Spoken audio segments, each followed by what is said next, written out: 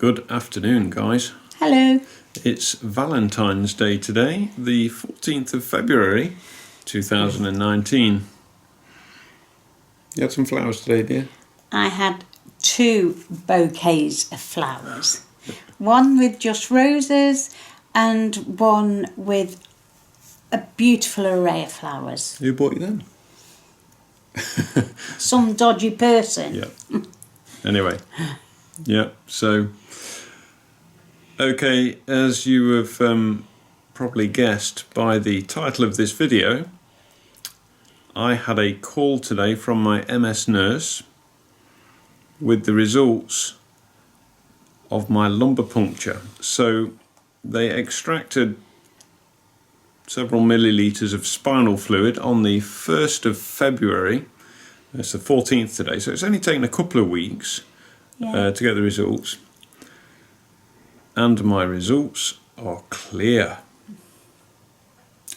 Yes.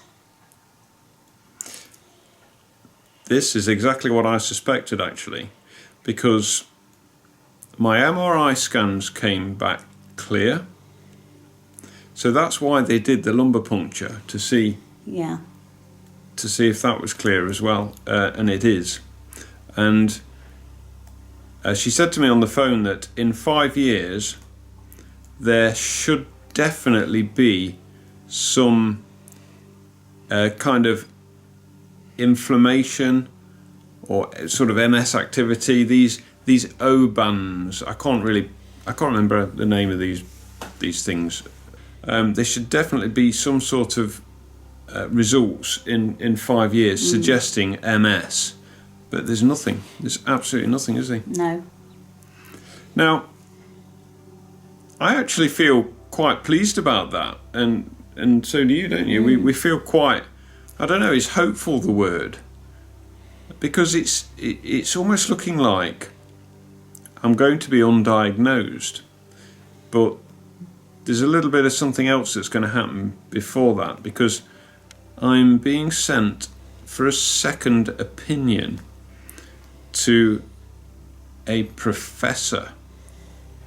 This guy is a professor of neurology at the Queen's Medical Centre in Nottingham. So this is a different hospital. We know it quite well because we used to go. So it's a different hospital, but he's a professor of neurology and he specialises in multiple sclerosis and other sort of neurological conditions. He's also quite big in this particular field, and my MS nurse tells me that he travels all around the world, going to various very sought after. Yeah. So he's a pretty big deal in the world of neurology and MS and all that sort of stuff. So I'm going to go and see a professor. I'm a main man. Yeah, I'm pretty impressed with that, actually. I'm still under the care of Derby Hospital, but this is like a second opinion, so I feel quite happy about that.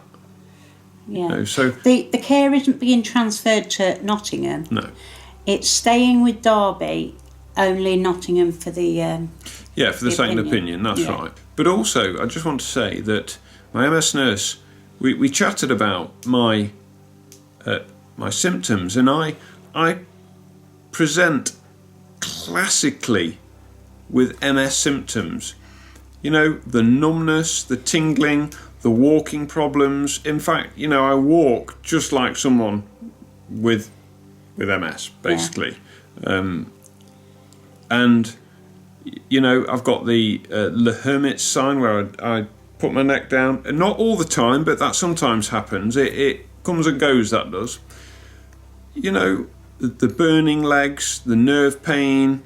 I've got the bladder issues. Yeah, I've got bladder issues. I've got the twitching, jerking leg. You know, I've got it all. And this is all obviously clinically with exams, but nothing showing up on the imaging and nothing showing up on my spinal fluid. So there's a very, very big question mark over me at the moment, and that's pretty much what my MS nurse said as well. I kind of feel, I don't know, I feel pleased with the results, I really do, but I also feel apprehensive. Yes, at what it could be. At what it could be, yeah, because I don't know. Well, Lyme disease is ruled out. So yeah, Lyme disease is ruled out. Yes. I asked her about that because quite often the symptoms of Lyme disease can mimic the symptoms of MS. And I get asked, and I've lost count the amount of people who have commented and said, you sound like classic Lyme disease, but you know, apparently my blood test has been tested for Lyme disease and it's clear. It's been done. It's not Lyme disease. And this actually leads me to just mention something else as well. I have got an MS diagnosis which was given to me in 2013. Now, my diagnosis came about with two major things. I had lesions show up in my spine. I had a very old lesion in my cervical spine, so that's my neck, and that was I think when it showed up on the scanners inactive. It wasn't very bright. But then I had other lesions show up in my thoracic area of my spine, round about between T4 and T6, I think. Now, I remember going through these images with my neurologist at the time. It was a different guy, he's left now. And my God, you've got to have a trained eye to actually spot these things. They weren't showing up brightly on the scan at all, and you know, but they were there. They said they were there, and they, you know, and that's one of the things that that contributed to my diagnosis. The other thing that was quite very, very instrumental in my MS diagnosis back in 2013 was something called Uthoff's phenomenon. And if you want to watch a couple of videos about that, I've done a fair few videos about Uthoff's phenomenon. What it was, one day I was feeling pretty poorly, and I came and laid on the settee, and I fell asleep for a couple of hours, didn't I? This was back in 2013, and February 2013 actually. I remember because it was I don't know, I just remember it was like Valentine's Day or somewhere around about there. So I woke up and I got up, and my mobility took a really, really big tumble, a significant drop in my walking, and it was really, really scary. But you had an upset tummy, didn't you? Correct. Yeah. So I was feeling a bit dodgy. I think I got a bit of a sickness and diarrhea bug or something like that, because anyway, my brother, he came and took me to A&E because we just didn't know what was going on. I was pretty scared, and they like gave me, they actually admitted me, and they gave me paracetamol. And although paracetamol is a pretty rubbish painkiller, if you ask me, it's extremely good at lowering your temperature. And that's what had happened, and that's what happens in Uthoff's phenomenon. Because I'd got a virus or a sickness bug, my core body temperature had shot up, and that had caused all my symptoms to worsen, and it caused my mobility to worsen very, very quickly. So the paracetamol just dropped my temperature down, and my mobility improved. That is classic Uthoff's phenomenon. It's a classic symptom, isn't it? It is. Yeah, so if you want to know more about Uthoff's phenomenon, I've done a few videos on it, so have a look through my playlist. So that's my news, guys. I only found out this afternoon about 2 o'clock, and it's now 4:37 p.m, and I said I'd let you know.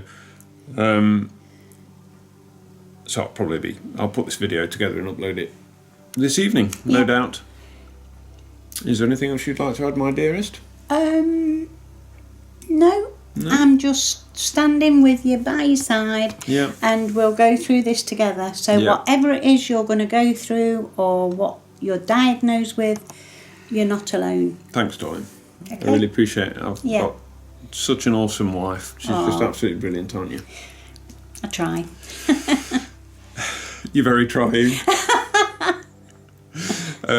Okay, one just small thing I want to add. My last video, I wasn't feeling very well. I was feeling a bit down in the dumps, and my mobility wasn't very good, but I'd had a week of like giving my body a break from exercises. I've recently took those exercises back up again, and I'm feeling a bit better, and I'm also having a bit extra sleep as well. Yes. So yeah, so not too bad at the moment. And I certainly today I'm feeling a little bit happier. You look brighter. Do you know when it's like you have to deal with all the mobility? Thank you. I have to deal with all the mobility problems, but do you know when I'm tired and fatigued on top of everything else, it just makes me feel so lousy. But feeling a bit better today. Okay. Yeah. Right. That's it for this one. Until we hear more news, which we will fill you in on as we get it. And don't forget to give me a thumbs up, please. And thank you, dear. And if you're not subscribing and you're enjoying my videos, hit that subscribe button, please. Thank you. I'm going now. Okay. Bye. Bye. Till next time. Bye. See you guys. Yeah.